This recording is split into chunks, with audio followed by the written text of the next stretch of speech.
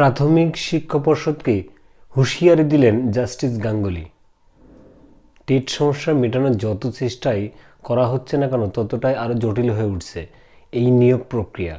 ইতিমধ্যে একাধিক পরীক্ষার্থী একাধিক বিষয় নিয়ে আদালতে গেছে, কিন্তু সমস্যা কোনো মতে মিটছে না।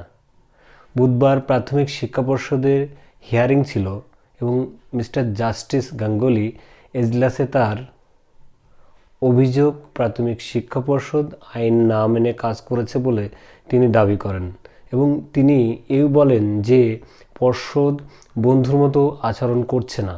তিনি এও মতামত প্রকাশ করেন যে আমি আমার আগের মন্তব্য প্রত্যাহার করছি, যেখানে বলেছি নিয়োগ বাধা দেব না।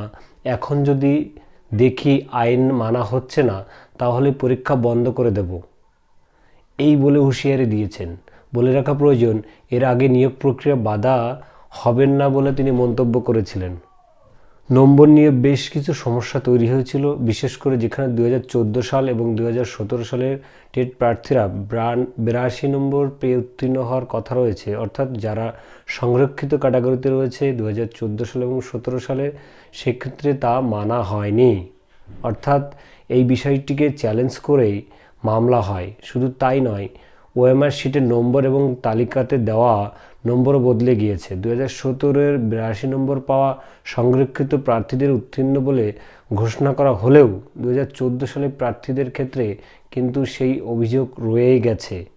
আর এই অবস্থা দেখে রীতিমতো হতাশ হন জাস্টিস গাঙ্গুলি এবং রীতিমতো হুঁশিয়ারি দিয়ে বলেন যে এরপরে যদি আমার সঙ্গে সহযোগিতা না করা হয় তাহলে পুরো নিয়োগ প্রক্রিয়া কিন্তু আমি বন্ধ করে দিতে বাধ্য হব। অর্থাৎ আমি আগামী সোমবার পর্যন্ত দেখব, তারপরে যদি আমাদের সঙ্গে কোঅপারেট না করা হয় তাহলে কিন্তু এই নিয়োগ প্রক্রিয়া স্থগিত করে দেওয়ার সম্ভাবনা রয়েছে।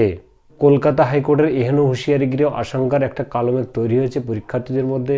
বলে রাখা প্রয়োজন যে আগামী ডিসেম্বর 11 তারিখে 11,000 প্রায় শূন্য পদে পরীক্ষা হওয়ার কথা ছিল টেট।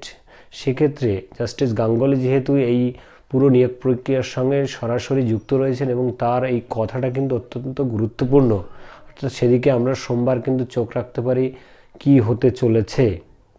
অর্থাৎ যে আশঙ্কার মেঘ তৈরি হয়েছে সেটা কি থাকবে নাকি নিয়োগ প্রক্রিয়া চালু হবে, সেটা নিয়েই জাস্টিস গাঙ্গুলি কিন্তু হুঁশিয়ারি দিয়েছেন।